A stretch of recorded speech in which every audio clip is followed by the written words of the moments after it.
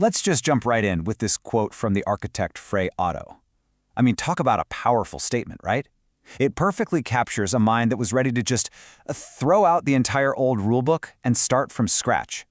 And this idea, this rejection of the past, is absolutely central to understanding his whole career. So today we're going to explore Frei Otto's relentless, lifelong quest to find brand new forms for a brand new world. To really get this, you have to picture post-war Germany. It was a landscape of both physical and ideological ruin. And in the middle of all that, Otto saw this urgent, desperate need to build something completely different. You see, he was just deeply dissatisfied. For him, the monumental, heavy architecture of the Third Reich was totally unacceptable. But so were the cheap, impersonal concrete buildings being thrown up everywhere during reconstruction. To him, the very foundations his teachers were using were just broken. And this right here, this is the crucial point. It was a fundamental shift in vision. It was all about moving away from those heavy, monumental structures meant to last for eternity. Instead, he wanted something lightweight, airy, and adaptable. An architecture that wasn't imposed by some powerful few, but was open and ready for a new democratic society. So, if you're going to reject all the old models, where do you even look for new ones? For Otto, the answer was as simple as it was profound. You look to nature. And this kicked off his lifelong search for a whole new architectural language.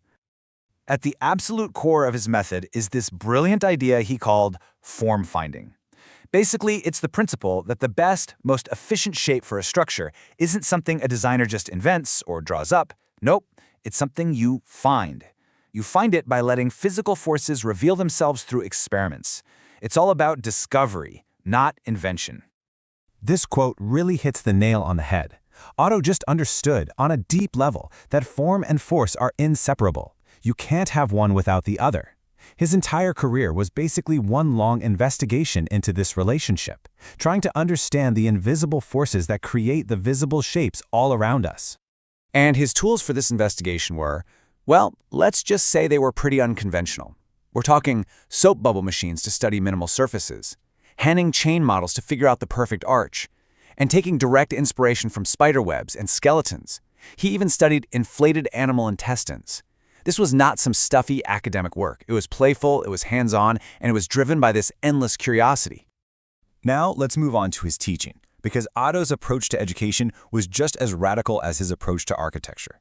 For him, teaching wasn't a one-way street. It was all about shared discovery. He completely flipped the script on the traditional student-teacher dynamic. He didn't see himself as some professor standing at a podium lecturing to a passive audience. He saw his students as collaborators, and he often admitted he learned just as much from their experiments as they learned from him. I mean, just look at the structure of his seminar back in 1959. It starts with the technical fundamentals, sure, but then it rapidly expands to studying entire villages, analyzing mobile buildings, and then finally, asking this huge existential question about whether humans should even be sedentary at all. What kind of class does that? So you can imagine, when he brought these methods over to the United States, it was a total shock to the system. In a more conventional academic culture, his focus on discovery through making, without a specific building in mind, was seen as, and I'm quoting here, radical, crazy radical. It just wasn't how things were done. But that radical approach to teaching, this idea of collaborating and questioning everything, it wasn't just some academic exercise. It was directly tied to the ultimate purpose of his work. Which brings us to the big question, why? Why this obsession with lightness and nature? Well, for Otto, it was all deeply connected to a social, ethical, and even ecological mission. He truly believed that the forms of our buildings could help shape the form of our society, that lightweight, airy, flexible structures were the physical embodiment of an open, democratic world. And this vision was most famously brought to life for the 1972 Munich Olympics, which was meant to be the optimistic counter-image to the infamous 1936 Berlin Games. He even took the famous modernist phrase, "less is more," and completely reinterpreted it. For him, it wasn't about some minimalist style choice. No. It was an ecological and economic principle that came straight out of the scarcity of post-war Germany. It meant less material, less concrete, and less energy. It was a principle of radical efficiency. And this insight really gets to the heart of his holistic thinking. You know, the words economy and ecology actually share the same Greek root, oikos, which means house or household.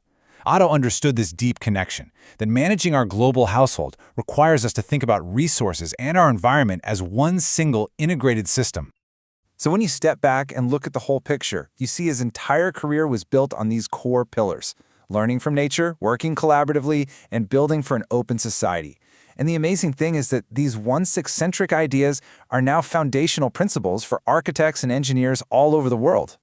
To his successors in Stuttgart, he was literally the center of gravity, the force that pulled together this unique culture of interdisciplinary research that is still thriving to this day. And the lesson they all took away wasn't just about how to build cool tents. It was about a whole mindset. The constant need to rethink everything, to question the old ways, and to avoid getting stuck as just a normal engineer.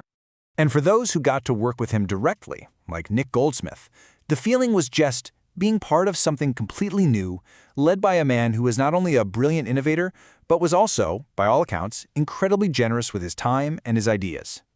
And you can literally trace how his legacy evolved right here. His form-finding method started with physical models back in the 50s. By the 70s, it was being helped along by early computers for the Munich Olympics. And today? Well, today, those exact same core ideas are executed with powerful digital parametric tools, creating unbelievably complex structures like the Stuttgart 21 station. The tools have changed, but the thinking? That's pure Frei Otto. Which leaves us with a final thought to chew on. Frei Otto taught us that the most elegant and efficient solutions are often found by observing the simplest natural processes. So now, in our age of powerful algorithms and artificial intelligence, the question remains: what fundamental truths can we still learn from something as simple as a soap bubble?